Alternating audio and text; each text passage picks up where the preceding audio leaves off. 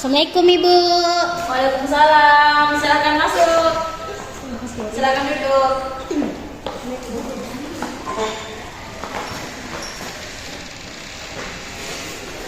Silakan duduk senyamannya teman-teman. Jadi kakak di sini panggil teman-teman saja supaya lebih akrab. Iya. Bismillah. Assalamualaikum warahmatullahi wabarakatuh. Waalaikumsalam warahmatullahi wabarakatuh. Apa kabar teman-teman? Baik. Alhamdulillah.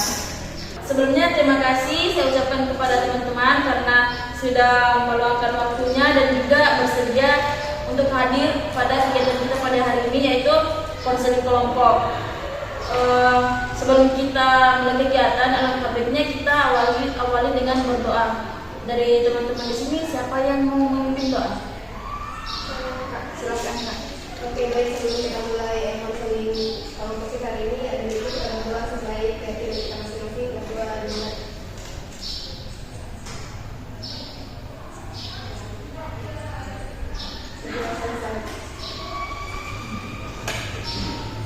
Karena kegiatan kita tadi sudah diawali dengan berdoa, semoga kegiatan kita dari awal hingga akhir itu berjalan dengan lancar. Teman-teman di sini sudah pada saling kenal belum? Belum. Ya, kalau itu kita perkenal dulu karena ada pepatah mengatakan kenal maka tak tahu. Oke, dimulai dari kakak ya. Perkenalkan, nama kakak itu Ma'abida, biasa dipanggil Bida. Tapi selain nama, kakak di sini kita menyebutkan hobi. Jadi hobinya kakak ini main pingpong. Nah, nanti dimulai sebelah kiri kakak. Nanti dia sebelum memperkenalkan namanya, dia harus memperkenalkan nama saya terlebih dahulu dan hobinya supaya kita ini bisa lebih fokus. Oke, boleh. Baik, jadi sebelah kanan saya itu namanya Kak Bida dan hobinya itu main pingpong. Jadi perkenalkan nama saya Yanti, hobi saya membaca. Oke, baik, di sebelah kanan saya itu Kak Bida, dia hobinya main pingpong. Di sebelahnya lagi Kak Hilda, itu hobinya membaca. Perkenalkan nama saya Hilda Azim, hobi saya mendengarkan musik. Selanjutnya di sebelah kanan saya ada Kak Bida, hobinya main pingpong. Kak Hilda, hobinya membaca. Kak Bida, hobinya mendengarkan musik. Dan perkenalkan nama saya Isma, hobinya memasak. Baik, perkenalkan sebelah kanan saya ada Kak Bida, hobinya main pingpong. Ada Kak Hilda, hobinya membaca. Ada Kak Aul, hobinya mendengarkan musik. Dan ada Kak Isma memasak. Dan perkenalkan nama saya Yanti, hobi saya main tenis lapangan. baik, di sebelah kanan saya ada Kak Bida, hobinya main pingpong. Kemudian ada Kak Linda, hobinya membaca. Ada Kak Cynthia, hobinya mendengarkan musik. Ada Kak Isma, hobinya memasak. Dan ada Kak Linda, hobinya main tenis lapangan. Dan perkenalkan nama saya Mira Kainudin, hobi saya nonton bola. Oke, baik, itulah tadi perkenalan singkat dari kita semua. Jadi teman-teman di sini sudah pada saling kenal kan? Iya. Oke, karena sudah pada saling kenal, semoga kedepannya kita bisa lebih akrab lagi. Sebelum lanjut, teman-teman di sini sebenarnya sudah pernah melakukan konseling kelompok belum? Belum. Kalau begitu kakak jelaskan ya sedikit tentang apa itu konseling kelompok, boleh? Boleh. Jadi konseling kelompok itu merupakan salah satu pelayanan dalam kegiatan konseling yang tujuannya untuk membantu teman-teman menyelesaikan masalahnya secara berkelompok. Jadi teman-teman di sini juga nanti akan menyampaikan masalah-masalahnya. Jadi bukan hanya kakak bukan hanya kakak di sini yang aktif, tapi teman-teman semuanya di sini. Karena kakak di sini itu hanya sebagai pemimpin kelompok, fasilitator yang mengarahkan kegiatan ini. Nah, teman-teman di sini semuanya dinamakan AK atau anggota kelompok yang perannya nanti akan aktif memberikan saran, solusi, argumen seperti itu teman-teman. Nah, di bimbingan konseling juga itu ada beberapa asas. Yang pertama itu asas kesukarelaan. Jadi teman-teman datang di sini sukarela tidak? Sukarela. Nah, maksudnya itu tidak ada paksaan dari orang lain ya. Kemudian yang kedua ada asas kenormatifan. Maksudnya itu kita menaati setiap norma-norma yang ada. Contohnya kalau ketika nanti kakak berbicara, teman-teman tidak boleh memotong. Begitupun nanti ketika teman-teman berbicara, kakak dan teman-teman yang lain tidak boleh memotong, begitu teman-teman. Kemudian yang ketiga ada asas keterbukaan. Maksudnya di sini yaitu silakan teman-teman bercerita secara terbuka, tidak perlu ada yang ditutup-tutupi, tidak perlu ada yang ditutup-tutupi teman-teman. Kemudian yang terakhir ada asas kerahasiaan, yaitu nanti ketika teman-teman bercerita, semua cerita teman-teman itu akan menjadi rahasia. Jadi kita akan menjaga kerahasiaannya, hanya kakak dan teman-teman, Tuhan yang tahu. Oke, sampai di sini apakah teman-teman sudah paham tentang apa itu bimbingan, apa itu konseling kelompok dan asas-asasnya? Oke, baik. Karena teman-teman kelihatannya kurang semangat, boleh kita semangat dulu? Boleh. Kalau itu kakak contohkan dulu, nanti teman-teman perhatikan lalu praktekkan. Jadi begini tetapnya teman-teman. Tetap semangat. Semangat. Oke, baru gitu? Boleh. Tepuk semangat. Semangat. Semangat. Oke, sekali lagi. Tepuk semangat. Semangat. Semangat. Oke. Karena sudah semangat, boleh kita mulai konseling kelompoknya? Boleh, Kak.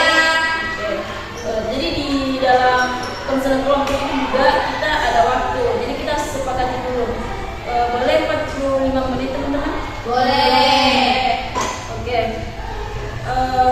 Mungkin boleh teman-teman ceritakan atau sampaikan tentang masalah teman-teman, atau ada sesuatu yang mengganggu pikiran teman-teman atau keseharian teman-teman akhir ini.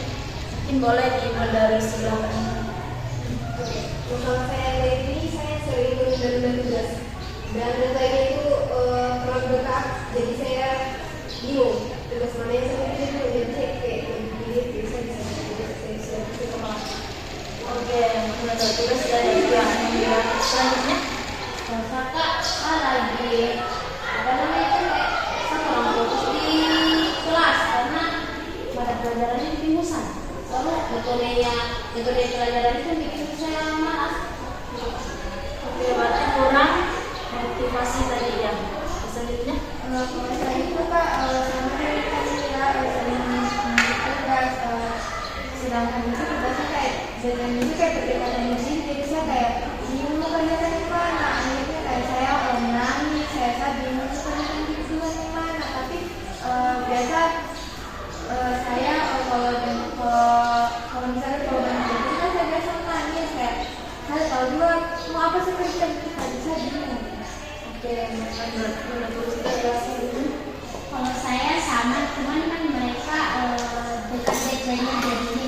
Kalau saya masih panjang deadline-nya, tapi saya tunda-tunda terus. Alhasil saya pas di deadline itu kewalahan sendiri pekerjaan tugas itu, jadi gara-gara tunda-tunda tugas itu. Oke, bersama ya Kak, mendengar tugas juga. Selanjutnya. Terlambat bertambah sekarang. Terlambat ya. Oke, jadi tadi kita sudah dengar cerita dari teman-teman, ada 5 cerita tadi. Karena waktu kita juga terbatas, jadi kita tidak bisa bahas semua masalah teman-teman. Jadi kira-kira untuk hari ini kita akan bahas masalah yang mana teman-teman?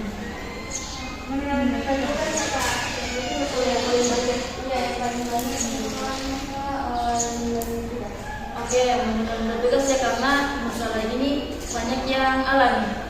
Oke, bukan berarti masalah yang lain tidak berat ya, tidak. Akan kami bahas di kegiatan konseling kelompok selanjutnya. Oke, baik. Menunda tugas atau biasa istilahnya itu prokrastinasi akademik. Menurut teman-teman nih, menunda tugas itu baik atau tidak? Tidak. Tidak ya, karena pengaruh yang buruk. Berbicara pengaruh, apa sih pengaruh buruk dari prokrastinasi akademik atau menunda dari tugas itu? Kalau saya sih menurutku itu nilainya kita menurun, baru dan itu menurun, jadi dapat menurun nilainya kita itu kayak kita kurang puas dengan hasil kita yang bikin. Ada lagi? Kalau pengaruh dari menunda tugas itu bikin kita jadi stres, bikin kayak kewalahan. Kita kalau misalkan tugasnya ditunda-tunda, otomatis tugasnya semakin menumpuk dan bikin kita stres sendiri, yang akan membuat kita kayak tidak mengerjakan tugas itu. Lebih baik untuk kayak tidak usah kerja karena sudah menumpuk juga, gara-gara itu membuat kita stres. Ada lagi teman-teman? Oke, jadi itu tadi dari teman-teman dampak buruk dari prokrastinasi akademik, yaitu nilainya menurun, kemudian ada stres. Nah, itu betul semua teman-teman. Dampak buruk dari prokrastinasi akademik itu membuat kita kayak semakin malas begitu, semakin malas hingga akhirnya kita kayak kurang semangat untuk ke kampus, untuk pergi sekolah, gitu teman-teman. Oke, berbicara tentang prokrastinasi akademik, tentu ada faktor penyebab sehingga seseorang melakukan itu prokrastinasi akademik. Kira-kira apa nih faktor-faktor penyebab menunda tugas? Jadi kalau saya sendiri itu kayak penyebabnya itu kayak mungkin sementara kan tugas tapi kayak buka HP itu kayak langsung tertikut, jadi kayak tugas itu kayak sedian gitu. Jadi kayak lebih sering memainkannya. Kalau saya mungkin kalau misalkan ada tugas tuh pasti kayak kita tuh ada temannya kita ajak jalan atau ajak keluar, bisa jadi dari kayak ajakan itu kan kita kayak sebentar bisa itu dikerja tugas itu, dan akhirnya kita tunda tugas itu gara-gara kita lebih memilih aktivitas yang lebih menyenangkan daripada mengerjakan tugas.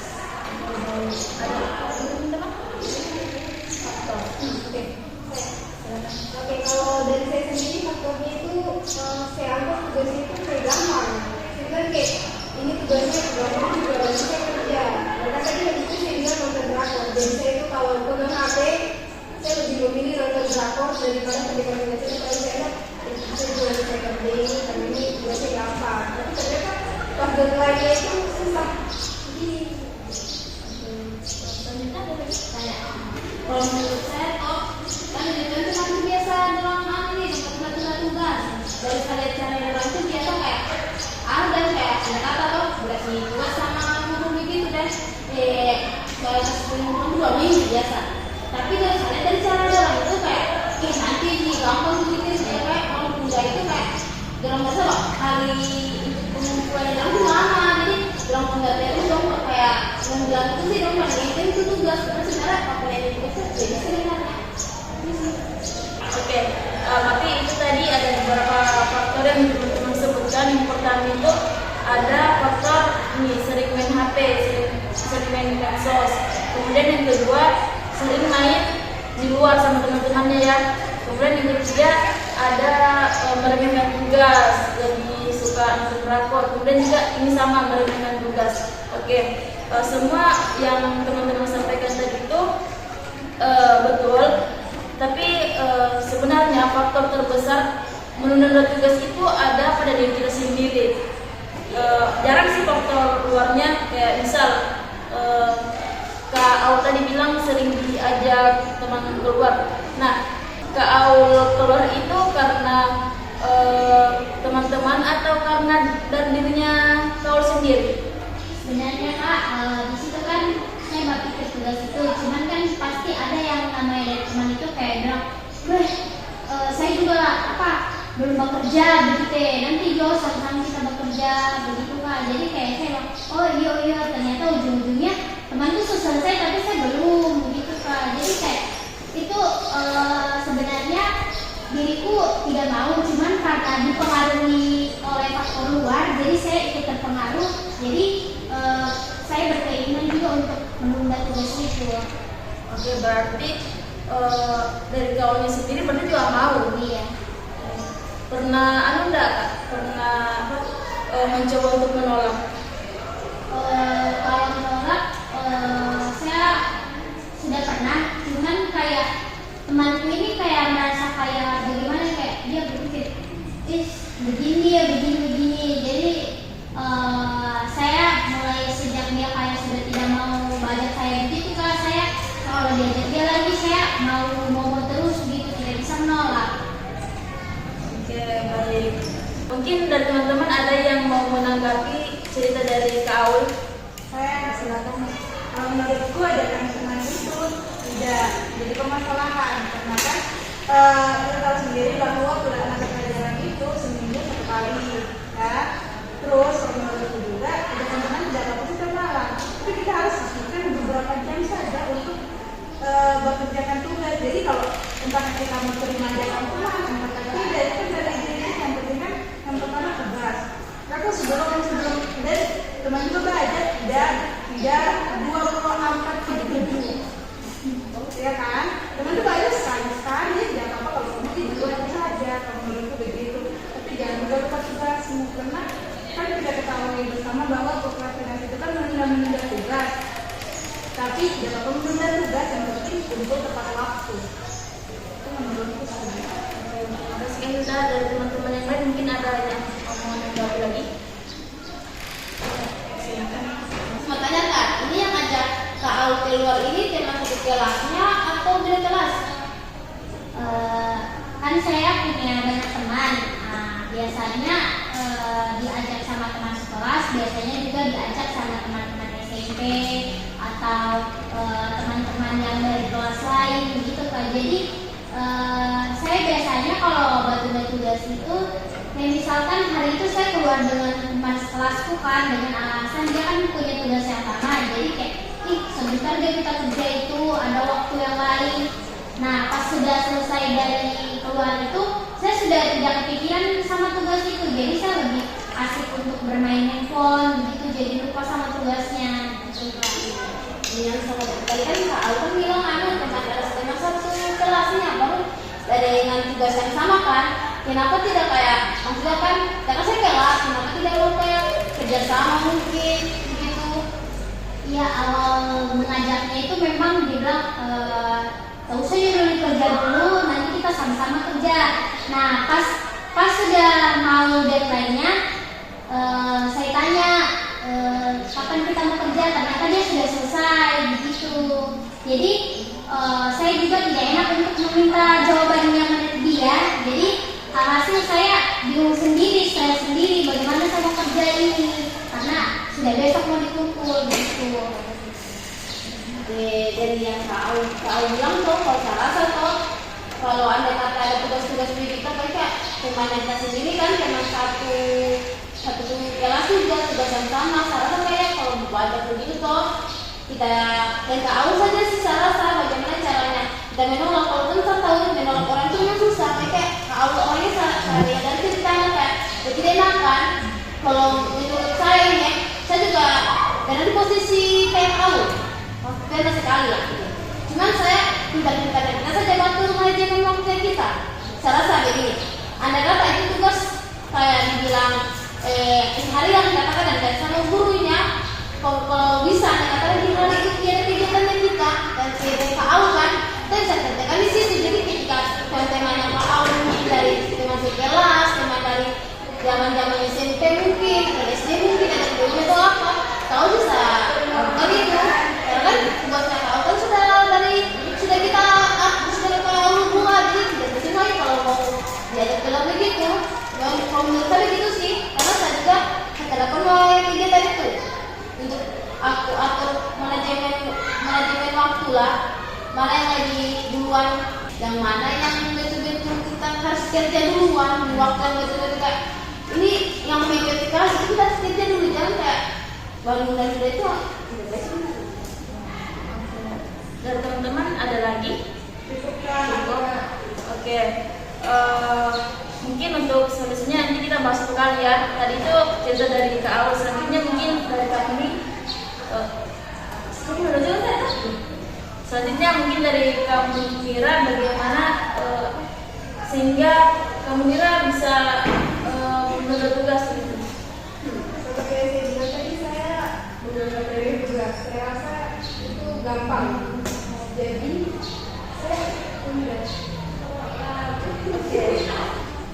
Tidak usah, mau menanggapi tidak ada? Ada gampang. Jadi ada beberapa sedikit lakukan. Semua dokumen, semua dokumen. Oke, Tapi dia juga stop.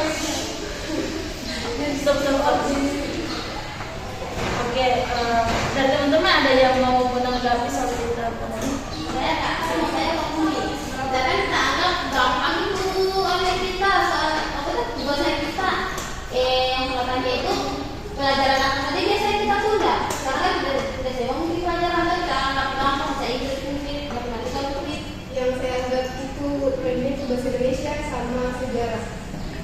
Saya anggap itu remeh, saya anggap itu gampang. Itu biasa katanya kayak itu biasa kalau kita dikasih waktu itu berapa hari mungkin gitu.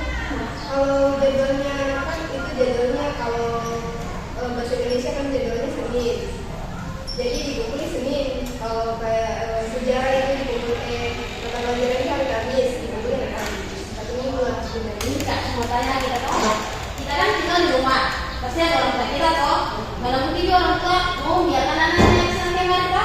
Cuma tanya biasanya orang tua kita mau tanya tidak mungkin kayak kamu nih mungkin tugasmu bagaimana, sekolah bagaimana. Oh, Tidak ya, tidak ya kayak cuma kayak dasar itu dikasih Tapi kamu Munira dengan orang tua atau ya keluarga, bagaimana prosesnya Kak? baik. Cuma mungkin di bidang pendidikan tidak terlalu ini ya. Tidak ada tugas kok, jadi dulu. Ya, baik. Selanjutnya mungkin Kak Ima boleh ceritakan tentang. Jadi begitu ya Allah. Jadi itu tadi cerita dari Kak Munira. Selanjutnya mungkin boleh dari Kak Ima selanjutnya kenapa bisa Kak Ima dan tugas. Kalau saya sendiri itu karena pengaruh dari handphone sendiri, karena kayak sudah buka TikTok kayak sudah kayak apa? Kayak sudah kayak terlalu berbeda dengan handphone, kayak sudah kayak sadar ini jadi kayak kita itu kayak tambah mangan gitu. Padahal kayak di komputer itu kayak dikasih topik, tapi cuma kayak saya kasih dari berbeda. Nanti saya kayak menangis, stres. Dari cerita Kak Ima, teman-teman ada yang mau menanggapi? Tidak ada? Oke. Saya mau tanya nih, kalau Kak Ima tuh biasanya kegiatan di rumah apa? Selain main HP medsos? Biasa kalau pulang sekolah kalau saya kan pulang sore, terus sampai di rumah itu kayak nyapu dulu, kayak buat di rumah, pas malam itu juga kayak mau kerja tugas, tapi kayak dia kerja kayak saya di dalam kamar, tapi kayak tugas itu ada tapi tidak kerja. Lebih milih ambil Iya, rebahan sambil itu tetap bertahan. Jadi tadi kita sudah dengar cerita dari teman-teman ini. Selanjutnya kita, karena tadi kita sudah bahas dampak negatifnya, faktor-faktor penyebab prokrastinasi akademis, selanjutnya kita bahas solusinya. Nah, menurut teman-teman, apa sih langkah yang perlu dilakukan untuk mengatasi prokrastinasi akademis ini? Kalau menurut saya dari cerita teman-teman seharusnya kayak jangan lebih baik atau manajemen waktu kayak buat saja seperti katakan kecil yang bisa untuk didengkun di dinding ini kita bisa paham oh ini hari begini dari manajemen waktu. Ada lagi? Silakan. Kalau saya sih karena kan saya sudah mengalami dampaknya untuk diriku sendiri, langkah yang mau saya ambil untuk mengatasi permasalahan itu ini lebih ke kayak lebih membangun diri, kayak kan tadi saya permasalahan itu karena diajak teman saya keluar. Bagaimana saya mengontrol diriku sendiri untuk mencoba untuk menolak hal-hal sebelum menyelesaikan tugas tersebut. Itu berarti saya harus membangun diriku sendiri dulu sebelum saya melangkah ke langkah selanjutnya. Berarti itu saya menanamkan dari diriku sendiri dulu. Kalau saya bisa menolak hal tersebut karena tugas yang lebih diprioritaskan dulu. Oke, ada lagi? Kalau saya bukan. Jadi kalau menurut saya cara mengatasi itu, kalau menurutku sementara tugas itu usahakan kayak tidak memilih supaya kayak tidak hilang fokusnya dalam mengerjakan tugas itu, supaya fokusnya itu kayak tidak terbagi. Oke, baik. Ada lagi teman-teman? Cukup? Oke. Jadi tadi ada 3 solusi dari teman-teman. Yang pertama itu buat catatan-catatan kecil terus ditempel di tempat-tempat yang mudah dilihat begitu. Kemudian yang kedua itu berani untuk menolak ya, karena ini nih yang itu saja. Berani untuk kalau bisa tahu tadi itu berani untuk menolak dari ajakan teman-teman. Kemudian dari Kak Ima itu sebisa mungkin kalau setelah ada tugas handphonenya disingkirkan dulu ya. Oke, baik. Semua solusi yang teman-teman sampaikan itu semuanya benar.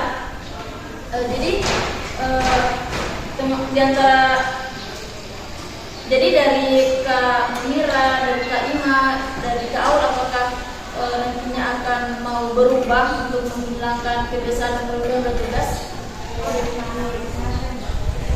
Oke, baik.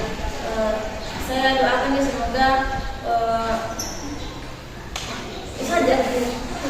Oke, karena waktu kita juga sudah mau habis. Sebelum kita akhiri, mungkin kita menyampaikan pesan dan pesan dulu. Mungkin boleh dari sebelah kanan saya.